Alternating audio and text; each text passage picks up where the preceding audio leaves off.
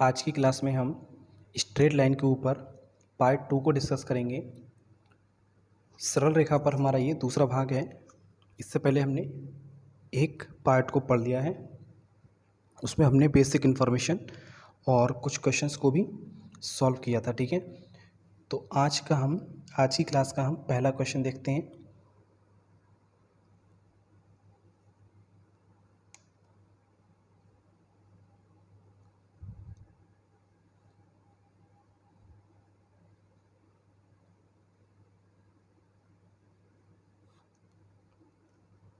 ठीक है, यहाँ हम लिखते हैं कि सिद्ध कीजिए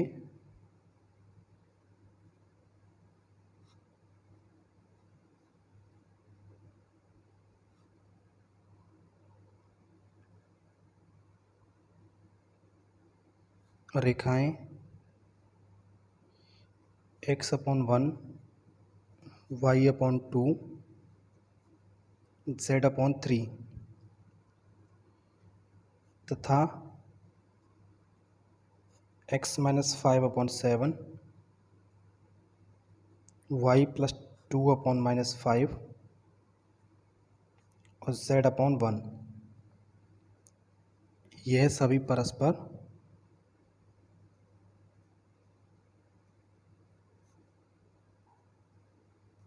लंबवत हैं। ठीक है, यानी परपेंडिकुलर है।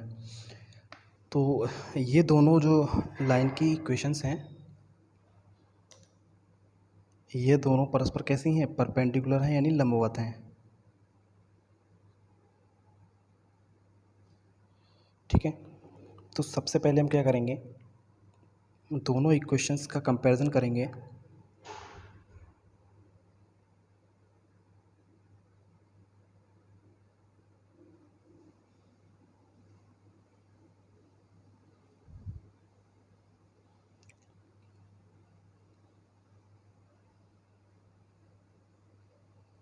क्लियर? तो यहाँ से हम देखें x-x1/a1 y-y1/a2 b1 और z-z1/c1। ठीक है, ये हमारा इक्वेशन होता है। तो वो x1 y1 और z1 का वैल्यू यहाँ पर क्या है? 0। हमें उसकी ज़रूरत भी नहीं है। तो यहाँ से हम a1 का वैल्यू निकालेंगे तो कितना हो जाएगा? 1। और b1 का वैल्यू निकालेंगे तो कितना हो जाएगा? 2। c1 का वैल्यू 3। ऐसे ही यहाँ से a2 का वैल्यू 7 और b2 का वैल्यू -5 और c2 का वैल्यू हो जाएगा 1। ठीक है, तो यह दिक् अनुपात हो गए रेखा 1 के लिए और ये दिक् अनुपात हो गए हमारी रेखा 2 के लिए। अब हम जानते हैं कि दो रेखाओं के लंबवत होने के लिए, यानी रेखाएं लंबवत होंगी यदि, हम पढ़ चुके हैं कि a1 a2 plus b1 b2 plus c1 c2 ये ज़ीरो के इक्वल होना चाहिए। ठीक है, तो अब हम क्या करेंगे, यहाँ पर वैल्यू लगा देंगे सबकी। a1 का वैल्यू 1, a2 का वैल्यू 7, b1 का वैल्यू 2 और b2 का वैल्यू -5, c1 का वैल्यू 3 है और c2 का वैल्यू 1। इसका LHS लेके चलेंगे हम, क्योंकि ये कंडीशन फॉलो होनी चाहिए। तो 7 एकम 7 हो जाएगा, ये माइनस का 10, ये प्लस का 3। तो 7 और 3 10 - 10 कितना? 0, यानी RHS आ गया। ठीक, तो इससे क्या सिद्ध हो गया? रेखाएं कैसी होंगी? परस्पर लंबवत होंगी। क्यों? क्योंकि जो ये दिक् अनुपात दिए गए हैं, इन्होंने इस कंडीशन को फॉलो किया। ठीक है, LHS को RHS के इक्वल हमने प्रूफ कर दिया। तो इससे सिद्ध हो गया कि जो दी गई रेखाएं हैं वो परस्पर लंबवत होंगी, यानी परपेंडिकुलर होंगी। ठीक है, अगले प्रश्न की तरफ चलते हैं।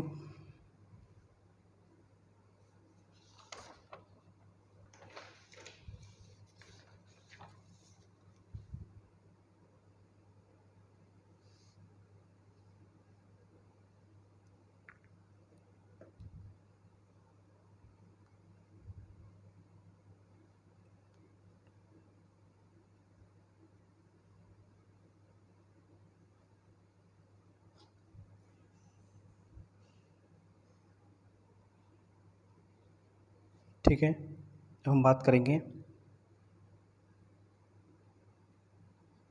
रेखाएं x - 1/-3, y - 2/2 के और z - 3/2 तथा x - 1/3 के y - 5/1 z - 6/-5 k के किस मान के लिए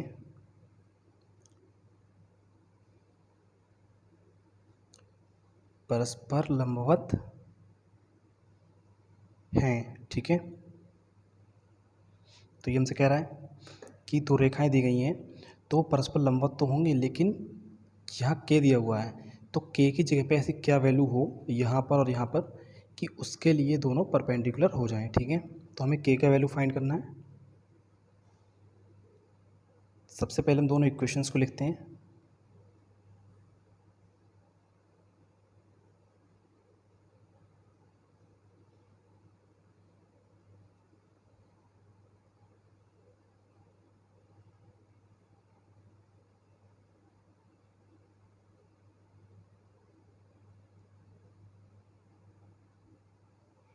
ठीक है, तो हम रेखा का जो इक्वेशन होता है हमारा वो ये होता है x - x1/a1 पाई - पाई1/b1 z - z1/c1। ठीक है, यहाँ दूसरी रेखा दी हुई है तो इसको लिख लेते हैं हम x - x2/a2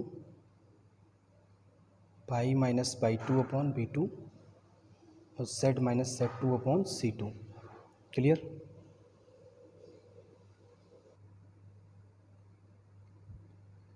अब हम पहली वाली इक्वेशन से इसके दिक् अनुपात निकाल लेंगे, यहाँ से कंपैरिजन करेंगे तो a1 b1 और c1 जो आएगा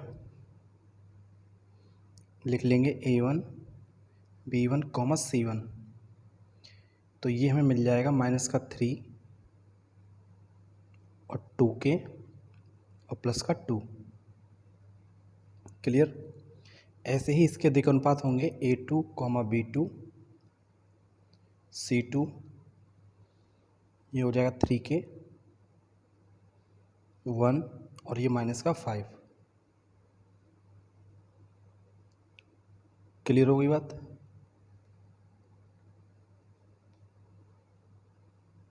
ठीक है, तो अब हम जानते हैं कि कोई रेखा परस्पर लंबवत कब होती है, जब a1 a2 + b1 b2 + c1 c2 जो रिलेशन होता है ये 0 के बराबर होता है, तभी रेखाएं परस्पर लंबवत होती हैं। तो यहाँ हम लिखेंगे कि रेखाएं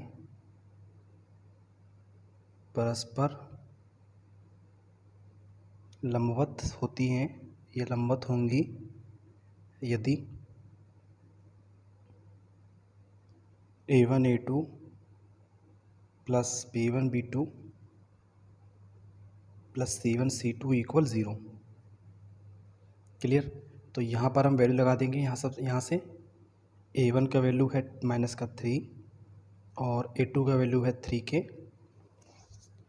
ये प्लस b1 का वैल्यू है 2k और b2 का वैल्यू है 1, c1 का वैल्यू 2, c2 का वैल्यू -5। ठीक है, तो हमें साथ में दिया गया है 0। क्यों? क्योंकि हमसे वो पहले से ऑलरेडी बोल रहा है कि के किस मान के लिए परस्पर लंबवत हैं, तो हमने ये मान के चलेंगे कि ये लंबवत हैं और हम वहाँ से के का वैल्यू निकाल लेंगे। ठीक है, हमसे कह रहा है कि दोनों रेखाएं जो हैं के किस मान के लिए परस्पर लंबवत हैं, तो हम लिखेंगे LHS, ये पूरी इक्वेशन लिखेंगे, इसे सॉल्व करेंगे, ये हो जाएगा 9k, ये हो जाएगा 2k, ये -10। ठीक है, तो -7k -10 = 0, यानी -7k = हो जाएगा 10 और k का वैल्यू यहाँ से हो जाएगा -10/7। तो के जो मान होगा 10 -10/7 के लिए दोनों रेखाएं परस्पर कैसी होंगी, लंबवत होंगी। बात आ गई समझ में?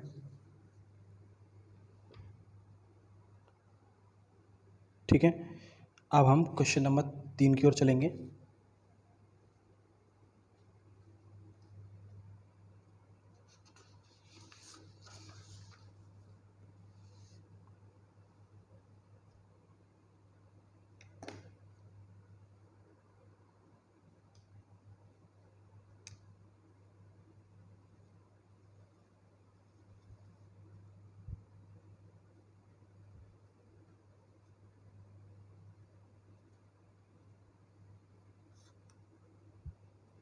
ठीक है, तो यहाँ से कह रहा है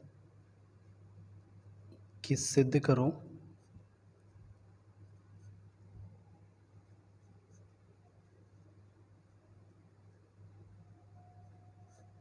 कि बिंदुओं, कितने बिंदु दिए हैं? 2 बिंदु 1 2 3 तथा -1 -2 और -3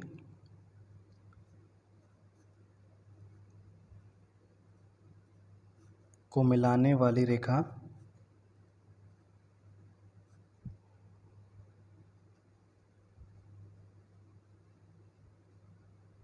बिंदुओं -2 1 5 तथा 3 3 2 को मिलाने वाली रेखा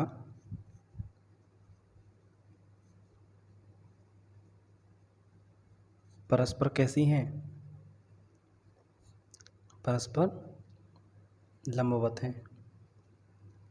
ठीक है, तो सवाल को समझेंगे पहले। वो हमसे ये बोल रहा है कि कोई 2 बिंदु हैं, ये और ये, इन दोनों को जो मिलाने वाली रेखा होगी वो इन दोनों बिंदुओं को मिलाने वाली रेखा पर कैसी है? परपेंडिकुलर है। ठीक है, मान लेते हैं ये ए बिंदु है और ये बी बिंदु है, ये बिंदु है 1 2 3 और ये बिंदु है -1 -2 -3। ठीक, तो हम जानते हैं कोई 2 बिंदुओं को मिलाने वाली रेखा के दिक् अनुपात को अगर हमें निकालना है, यानी 2 रेखाएं दी हुई हैं, तो A1 B1 C1 ले लेते हैं। ये कैसे निकलता है? दूसरे बिंदु में से पहले वाले को घटा देते हैं, यानी -1 में से इसे घटा देंगे -1, इस -2 में से घटा देंगे -2, -3 में से घटा देंगे इसको, तो यहाँ से मिल जाएगा A1 B1 C1 बराबर मिल जाएगा -2 -4 -6। बात क्लियर हो गई? इसी तरह दूसरा एक हमको लाइन दी हुई है, बिंदु C और D मान लेते हैं इसको, ये वाला -2 1 और 5। ठीक है, दूसरा बिंदु है 3 3 और 2। क्लियर हो गई बात? तो इन दोनों बिंदुओं को मिलाने वाली रेखा के दिक् अनुपात जो होंगे, इसे हम मान लेते हैं A2 B2 और C2। इसमें से घटा देंगे इसको, 3 माइनस और -2 कितना हो जाएगा? ये वाला 3 में से 1 घट जाएगा, ये 2 में से 5, तो ये हो जाएगा 5 और ये हो जाएगा 2, ये हो जाएगा -3। ठीक है, तो ये दोनों हमारे क्या हो जाएंगे? दोनों रेखाओं के डायरेक्शन रेशो यानी दिक् अनुपात हो जाएंगे। तो यहाँ हम लिखेंगे, परस्पर लंबवत होने की बात कर रहा है, तो लिखेंगे ये हमको सिद्ध करना है कि दोनों रेखाएं परस्पर कैसी होंगी? परपेंडिकुलर। तो लिखेंगे रेखा AB तथा CD परस्पर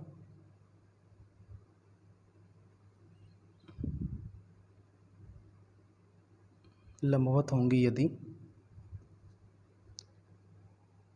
A1 A2 plus B1 B2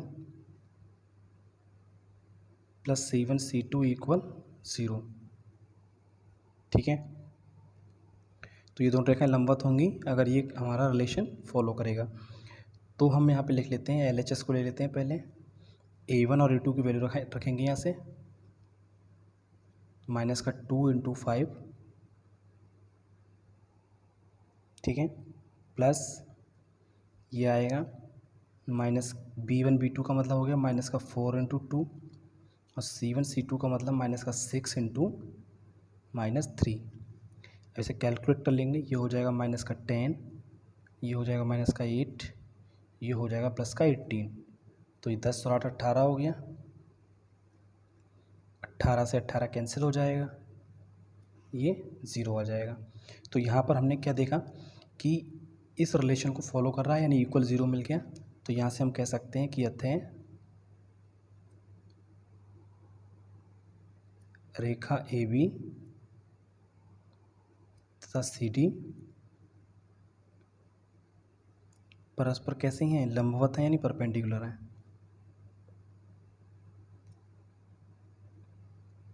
ठीक है, तो ये हमारा आंसर हो जाएगा। ठीक है, नोट कर लेंगे इसे। इसके बाद हम क्वेश्चन नंबर 4 की तरफ चलेंगे।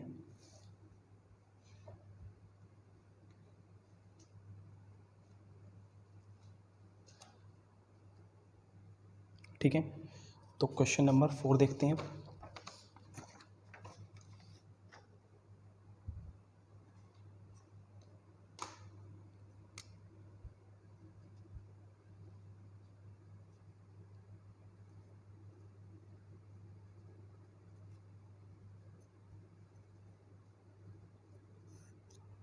हमसे कह रहा है रेखाओं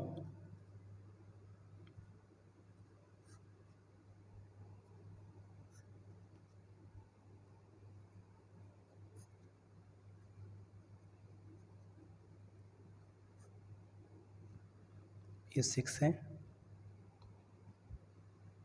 तथा x-4/5 ये y-1/2 z/4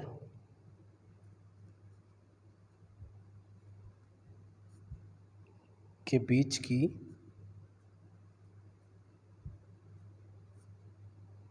न्यूनतम दूरी ज्ञात कीजिए।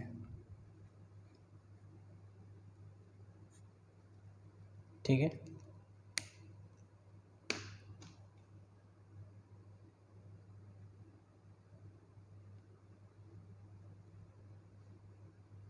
न्यूनतम दूरी यानी शॉर्टेस्ट डिस्टेंस हमको फाइंड करनी है। तो सबसे पहले हम क्या करेंगे, दोनों इक्वेशंस को लिख लेते हैं।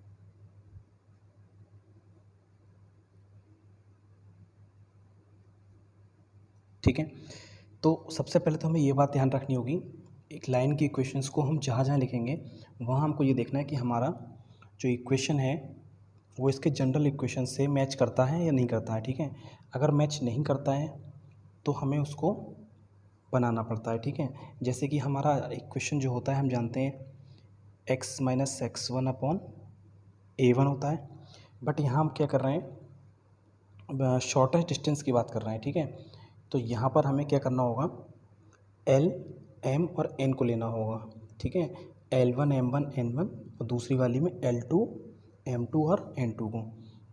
तो बटे में L1 पाई माइनस का y1/M1 और z माइनस का z1/N1।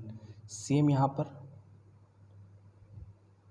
x-x2/L2 y माइनस का y2/M2 और z माइनस का z2/N2। आगे बात समझ में।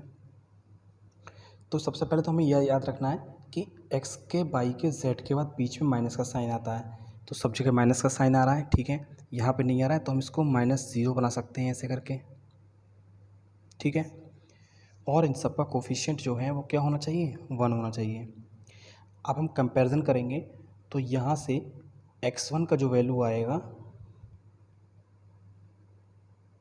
वो कितना आएगा 1, y1 का जो वैल्यू आएगा वो कितना आएगा 2 और z1 का वैल्यू 3। ठीक है, ऐसे ही यहाँ से L1 का जो वैल्यू आएगा वो आएगा 2, M1 का वैल्यू आएगा 3 और N1 का वैल्यू आएगा 6। क्लियर। सेम हम यहाँ करेंगे, यहाँ से ये x2 का जो वैल्यू आएगा वो आएगा 4 और y2 का जो वैल्यू आएगा ये आएगा 1 और z2 का जो वैल्यू आएगा वो आएगा 0, क्योंकि यहाँ पर कोई भी गिनती नहीं लिखी हुई है। ऐसे ही यहाँ से L2 का वैल्यू निकालेंगे, L2 का वैल्यू 5,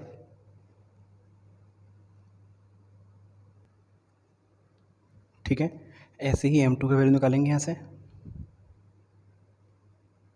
M2 का वैल्यू आ जाएगा यहाँ से 2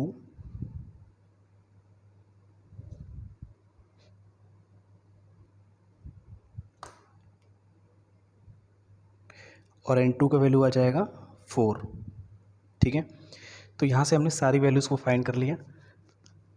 अब हम लिखेंगे कि शॉर्टेस्ट डिस्टेंस निकालने का जो फॉर्मूला होता है वो फॉर्मूला क्या होता है।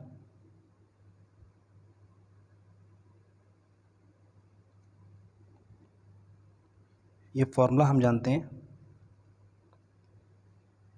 x2 माइनस x1 और ये y2 माइनस y1, यहाँ पर z2 माइनस का z1, ये L1 L2, ये M1 M2 और ये N1 N2। ठीक है,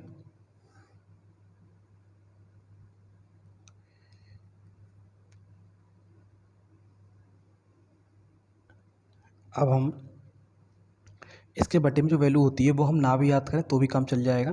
हम यहाँ से इस डिटर्मिनेंट को सॉल्व करके भी निकाल सकते हैं। तो ये हो जाएगा M1 N2 माइनस का M2 N1 इसका होल स्क्वायर प्लस ऐसे लेते हैं तो ये आ जाता है L1 और N2। ठीक है, यहाँ पर बीच में माइनस आता है तो वो माइनस को हम प्लस कर देते हैं और यहाँ पे मल्टीप्लाई को उल्टा कर देते हैं, यानी इधर की जगह पहले हम इस वाले मल्टीप्लाई को ले लेते हैं। तो ये आ जाता है N1 और L2, बीच में माइनस N2 L1, या हम यहाँ माइनस कर दें तो हम अपने जिस रूल से चलते हैं वैसे ही फॉलो कर सकते हैं। अब इसे लिख लेंगे L1 N2 M2 L1 M2 minus L2 M1 इसका होल स्क्वायर। ठीक है, तो ये हमारा फॉर्मूला हो गया। अब हमको यहाँ पर सारी वैल्यूज़ को रखना है।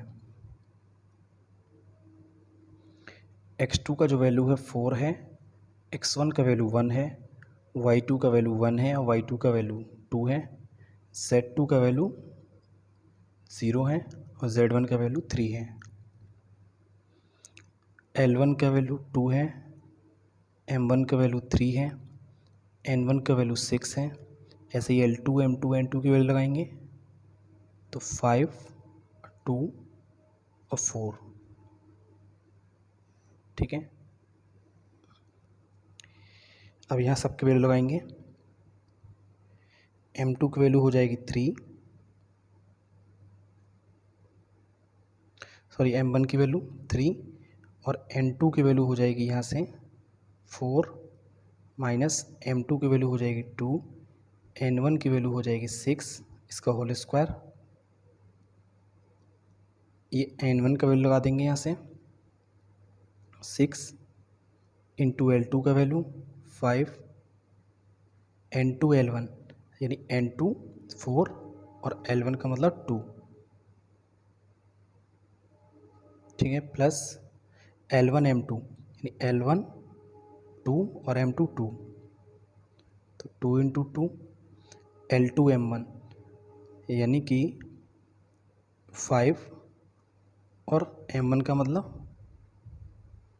ये 3, तो L2M1 5 × 3।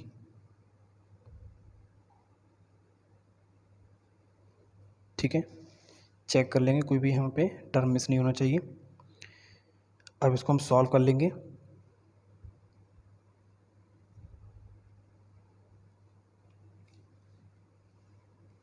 तो ये हो जाएगा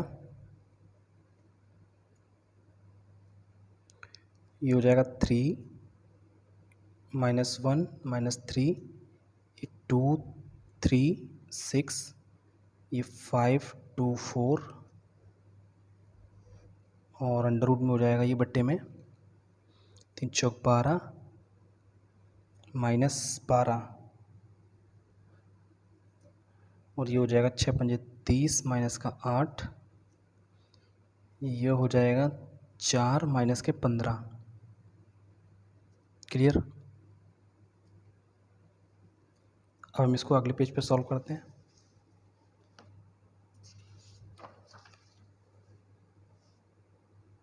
ठीक है, तो एक बार हम इसको और लिख लेते हैं। शॉर्टेस्ट डिस्टेंस यहाँ पर था 3 -1 -3 2 3 6 5 2 4, और यहाँ पे था 12 - 12 का होल स्क्वायर, और यहाँ पर था 30 - 8 का होल स्क्वायर, ये 4 - 15 का होल स्क्वायर। ठीक है,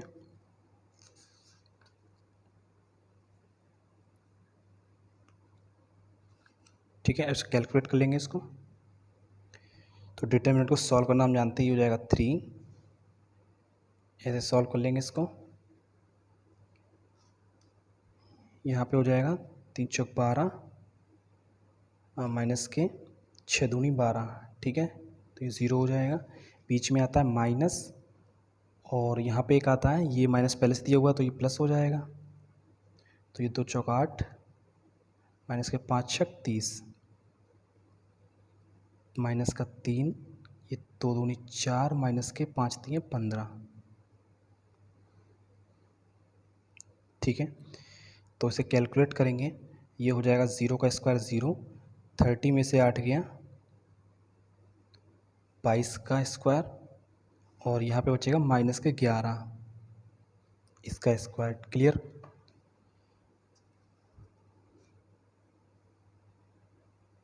ठीक है, तो 3, ये हो जाएगा 0, और यहाँ पे बचेगा माइनस के 22, और यहाँ बचेगा 15 में से 4 जाएगा -11, और माइनस का 3, तो माइनस माइनस प्लस का 33। 22 का स्क्वायर हम करेंगे तो आ जाएगा 464। ठीक है, 22 का स्क्वायर करेंगे तो आ जाएगा 464। अब यहाँ पर -11 का स्क्वायर करेंगे तो प्लस का 121,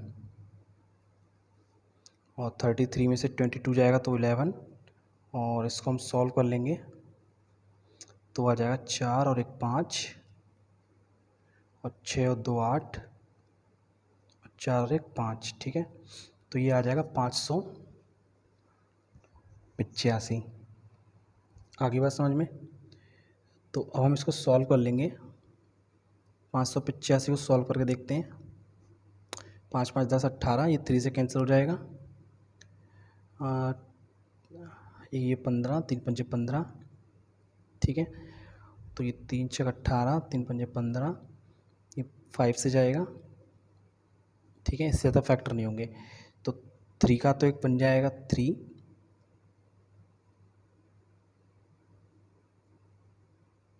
ठीक है, तो इसे हम जानते हैं ये हो जाएगा 3 × 5 × 13। तो ये तो हो जाएगा 3 बाहर हो जाएगा, और 13 पंजे कितना हो जाएगा 65, तो √65। ठीक है, आगे बात समझ में। तो इसे हम लिख सकते हैं 11/3 √65। तो ये दोनों रेखाओं के बीच की न्यूनतम दूरी हो जाएगी। ठीक है, तो इस क्लास में हम इतना ही रखते हैं। इसी के साथ हमारा ये चैप्टर समाप्त हो जाता है, और हम अब नेक्स्ट क्लास में किसी नए चैप्टर को लेकर के चर्चा करेंगे।